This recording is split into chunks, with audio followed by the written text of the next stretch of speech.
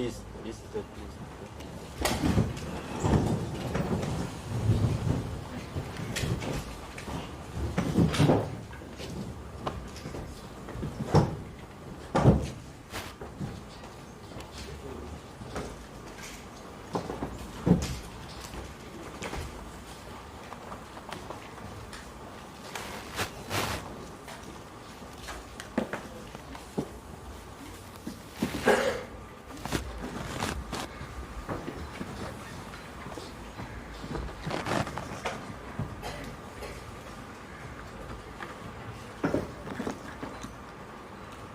Good morning, everybody.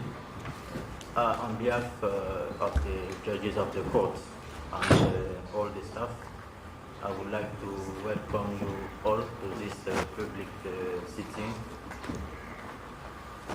for the delivering of some judgments, namely 7 judgments.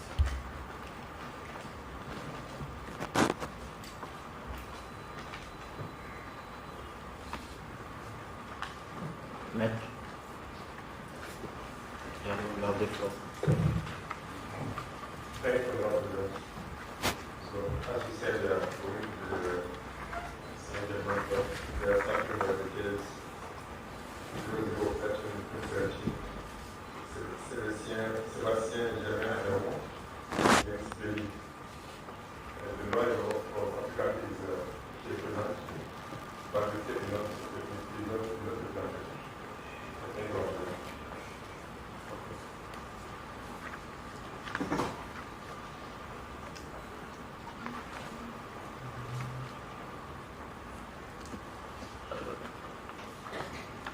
Affaire Sébastien Germain Javon contre République du Bénin. Requête numéro 013-2017.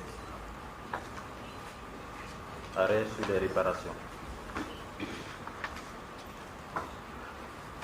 La Cour composée de Sylvain Auré, président, Ben Kyoko, vice-président,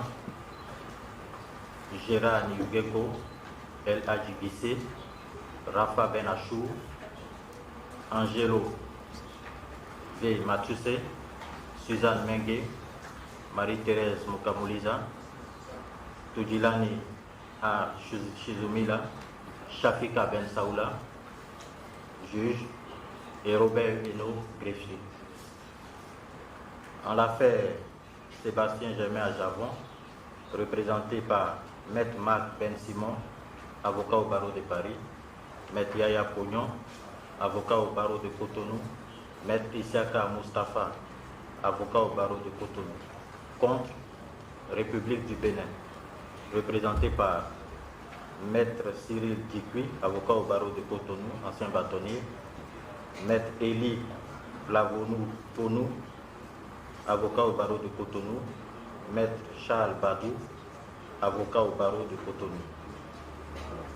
Après en avoir délibéré, rend le présent arrêt. La requête a été introduite par Sébastien Germain à Javon, qui a prédésigné le requérant, homme d'affaires et homme politique béninois.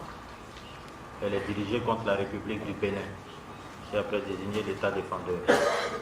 Dans sa requête en date du 27 février 2017, le requérant a allégué un certain nombre de violations de ses droits et a également soumis des demandes de réparation. Dans son arrêt sur le fond, rendu le 29 mars 2019, la Cour a statué comme suit. Sur le fond, dit que l'État défendeur a violé le droit du requérant à une égale protection de la loi garantie à l'article 3 de la Charte, en ce que l'article 12 de la loi du 2 juillet 2018 portant création de la CRIET n'établit pas l'égalité entre les parties. Dit que l'État défendeur a violé l'article 5 de la Charte en portant atteinte à l'honneur, à la réputation et à la dignité du requérant. Dit que l'État défendeur a violé le droit du requérant d'être jugé par une juridiction compétente prévue à l'article 7.1a de la Charte. Dit que l'État défendeur a violé le droit du requérant à la présomption d'innocence consacrée à l'article 7.1b de la Charte. Dit que l'État défendeur a violé le droit du requérant de faire valoir des éléments de preuve au sens de l'article 7.1c de la Charte. Dit que l'État défendeur a violé le droit du requérant de recevoir notification des charges et d'accéder au dossier de la procédure au sens de l'article 7.1c de la Charte.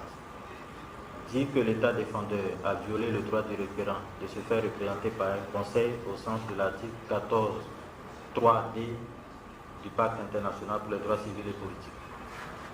Dit que l'État défendeur a violé le droit de propriété du requérant prévu par l'article 14 de la Charte.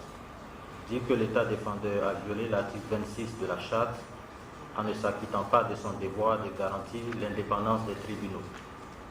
Dit que l'État défendeur a violé le droit du requérant au double degré de juridiction garanti à l'article 14.5 du Pacte, en ce que l'article 19, alinéa 2 de la loi du 2 juillet 2018 portant création de la CRIET dispose que les décisions de cette juridiction ne sont pas susceptibles d'appel.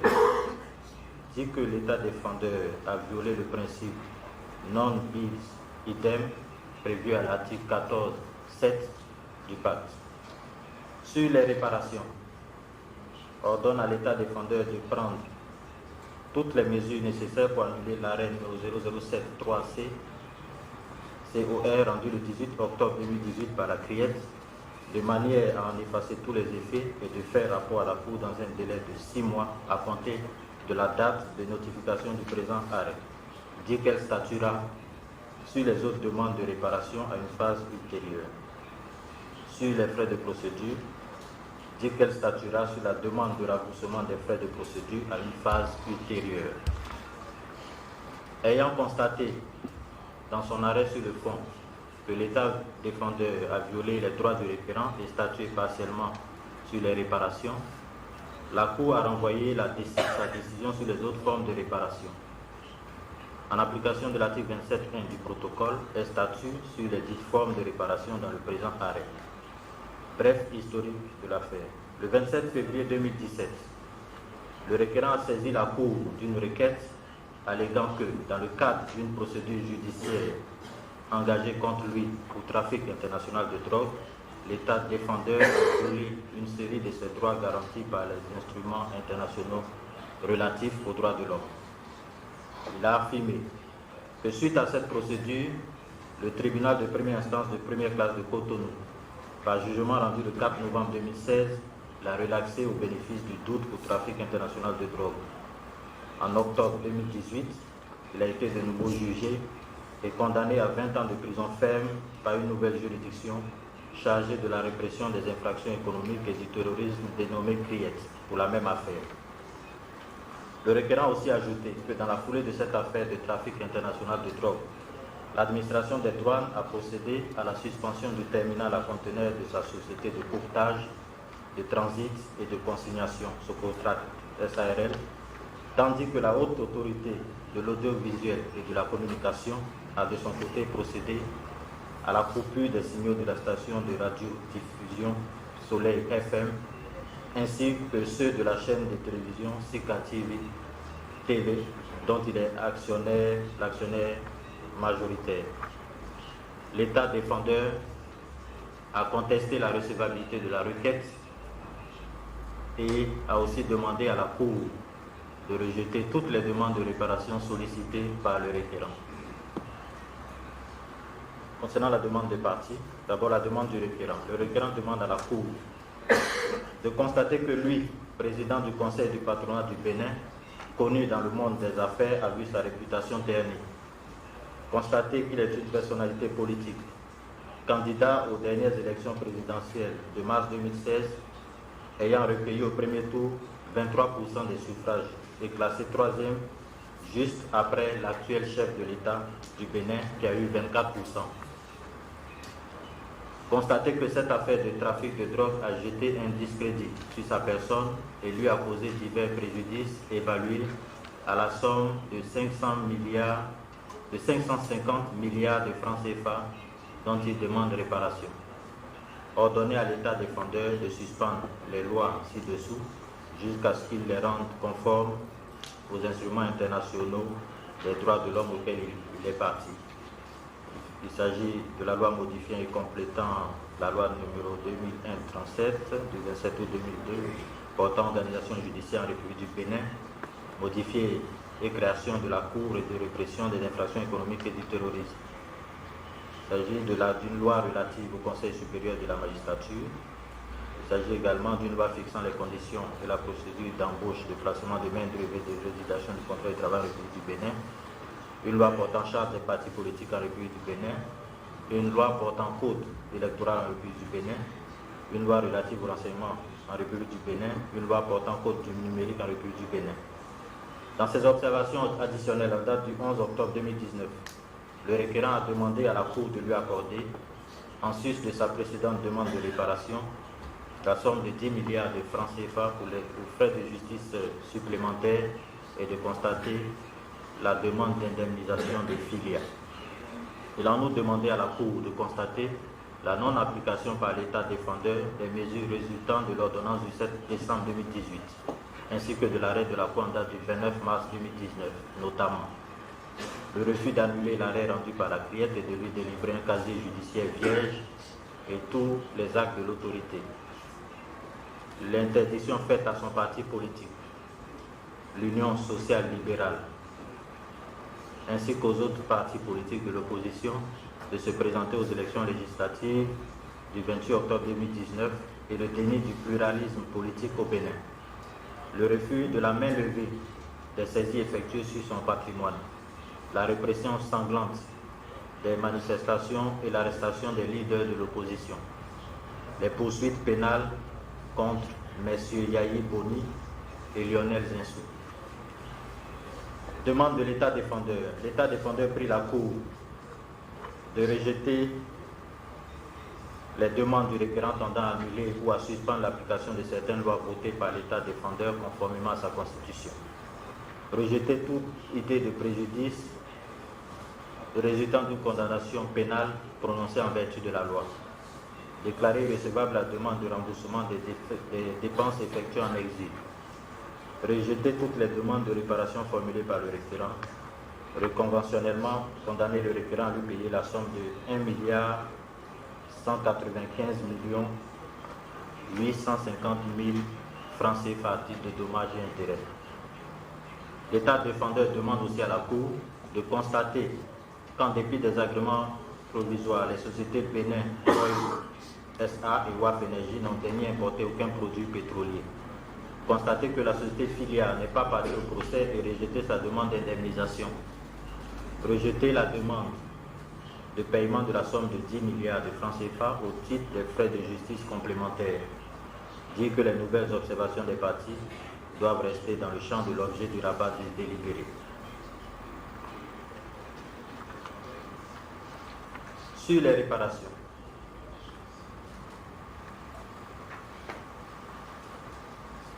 L'article 27.1 du protocole dispose que lorsqu'elle estime qu'il y a eu violation d'un droit de l'homme ou des peuples, la Cour ordonne toutes les mesures appropriées afin de remédier à la situation, y compris le paiement d'une juste compensation de l'octroi d'une réparation.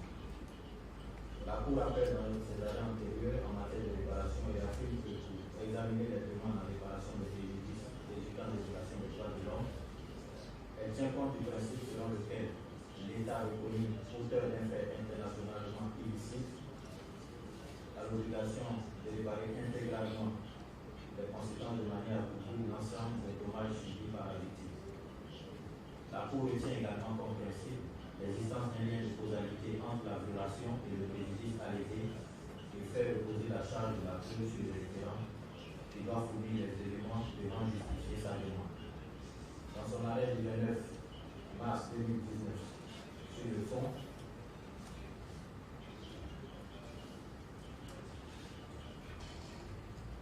la Cour a déjà relevé le lien de causalité entre la responsabilité de l'État défendeur et les violations constatées en résidence de la violation des articles 5, 7, 1A, B, C et 26 de la Charte 14.3D, 14.5 et 14.7 du Pacte.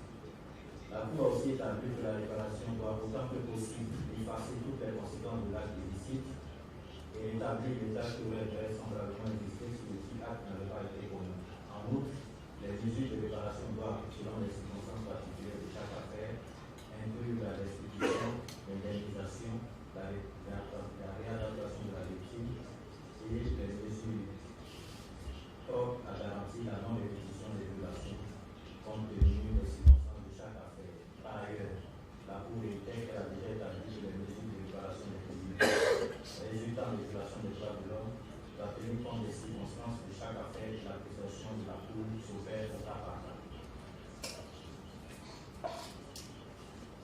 sur les réparations demandées par le requérant. Dans la présente affaire, la Cour relève au regard des demandes de réparation exprimées par le requérant, les unes sont pécuniaires et les autres non pécuniaires. Concernant les réparations pécuniaires, s'agissant donc dans ces réparations pécuniaires du préjudice matériel, et dans le préjudice matériel, s'agissant également du préjudice lié à la baisse du chiffre d'affaires. La Cour fait observer que les réclamations relatives au préjudice matériel résultant de la violation d'un droit du requérant doivent être étayées par l'élément de preuve suffisant et soutenues par des explications qui établissent le lien entre l'affaire qualité et la violation constatée. En espèce, la Cour note que le requérant dans sa demande plusieurs pièces, notamment des copies du bilan comptable des sociétés communes SA et Socotra SARL, des documents d'études de marché et des statuts d'autres sociétés dans lesquelles il détient des parts sociales.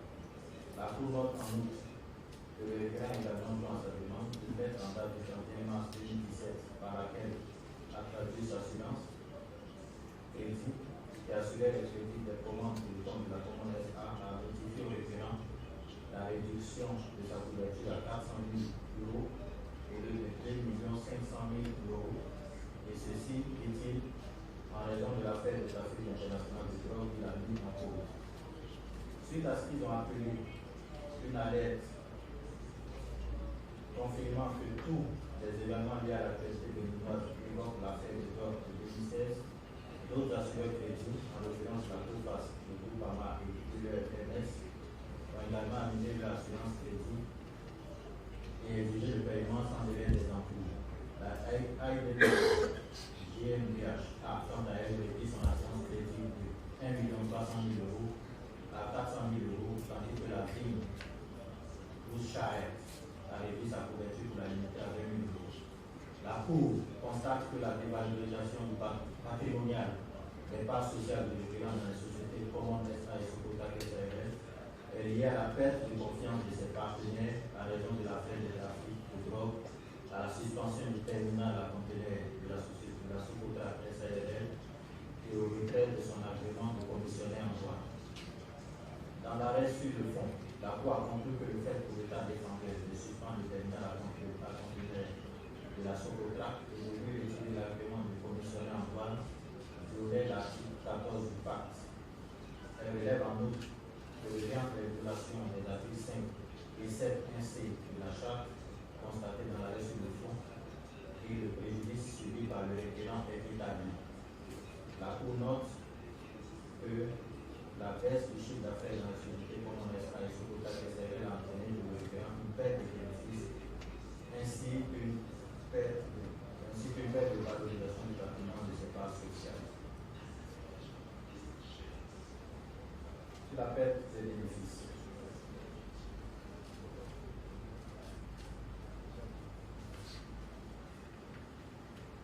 S'agissant des pertes de bénéfices, il ressort des tests produits par le requérant date du 13 2018 et reçus au 17 2018 qu'en 2015 et 2017, les sociétés communes SA et Socotra SARL ont respectivement enregistré une perte de bénéfices nette de 7 milliards 200 millions 568 764 francs CFA et 87 378 905 francs CFA calculés sur la base de bénéfices réalisés par chacune d'elles en 2015.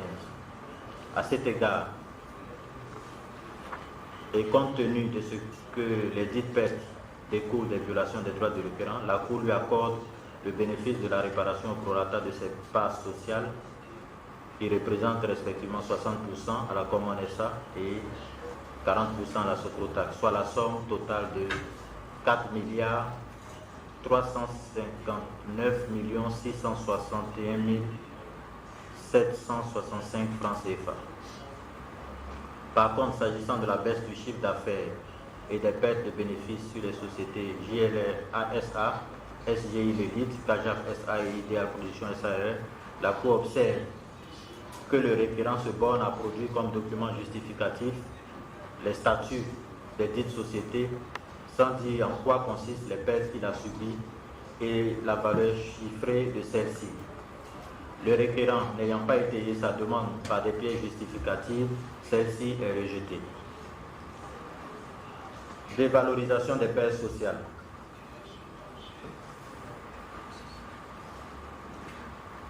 La Cour estime, je passe au paragraphe 42, la Cour estime que dans la présente espèce, la dépréciation de la valeur des parts sociales du requérant étant liée à l'affaire de trafic de drogue et aux violations de son droit au procès équitable, elle lui accorde le remboursement de la totalité de la perte enregistrée, soit 1 960 526 692 francs CFA en guise de réparation.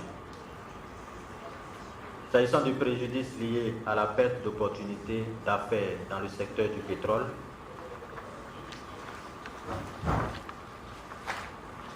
je passe à la paragraphe 51. La Cour note que, pour justifier le préjudice allégué, le requérant a joint au dossier une lettre datée du 2 novembre 2016, libellée comme suit. Au vu de la récente procédure judiciaire engagée à l'encontre de M. Sébastien Jabon, en ce qui concerne certaines affaires pénales présumées, nous avons le regret de vous informer qu'avec effet immédiat, toutes les négociations et discussions concernant le MOU et ou toute autre discussion commerciale entre une filiale et ou société parente de filiale et une filiale et ou société parente de commande CAJAF sont suspendues. La même correspondance ajoute qu'en raison de l'éthique qu'observe le groupe filial, celui-ci n'est plus en mesure de poursuivre une quelconque relation d'affaires ou discussion avec la commande CAJAF. La Cour relève que cette lettre, par laquelle Filia Group annonce la suspension avec effet immédiat de toutes les négociations ou discussions commerciales avec le requérant, évoque comme motif de la dite suspension les procédures pénales engagées par l'État défendeur contre le requérant dans le cadre de l'affaire présumée de trafic de drogue.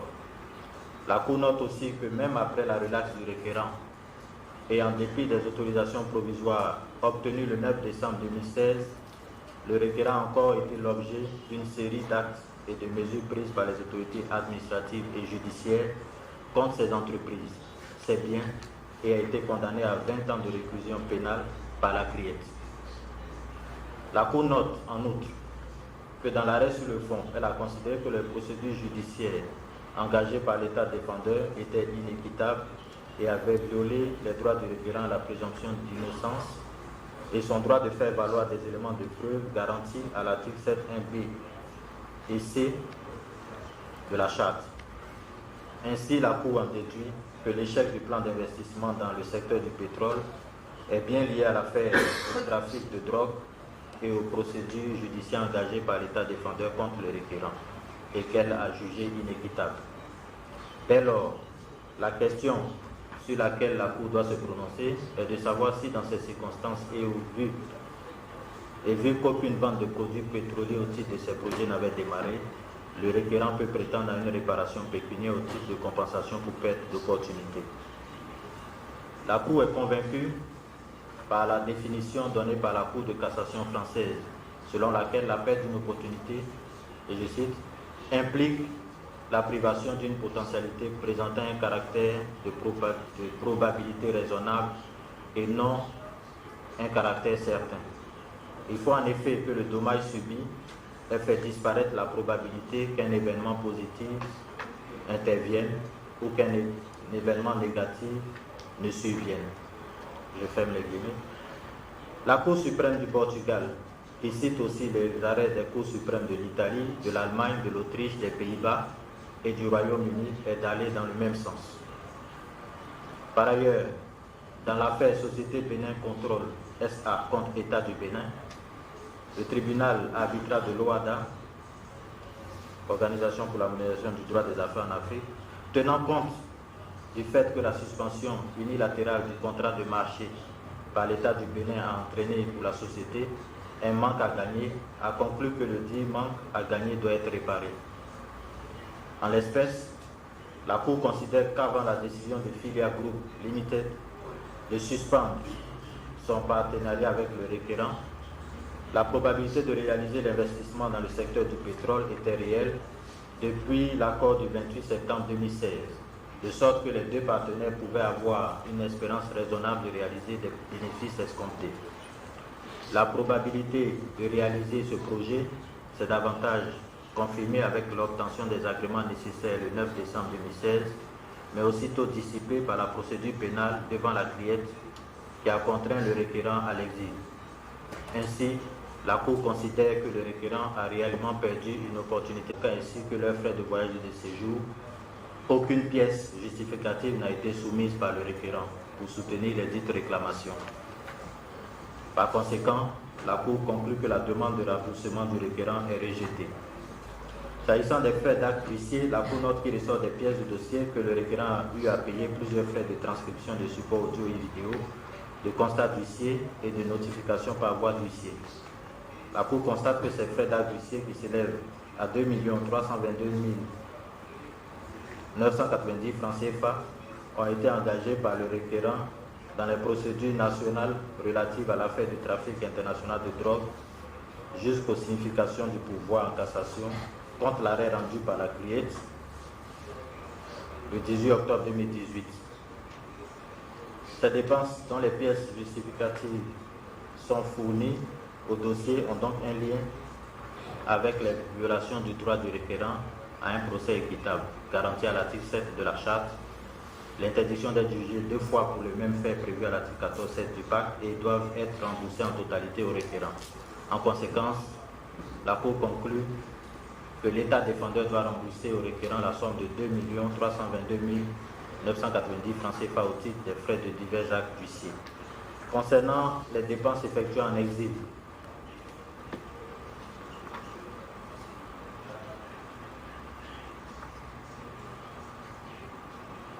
la Cour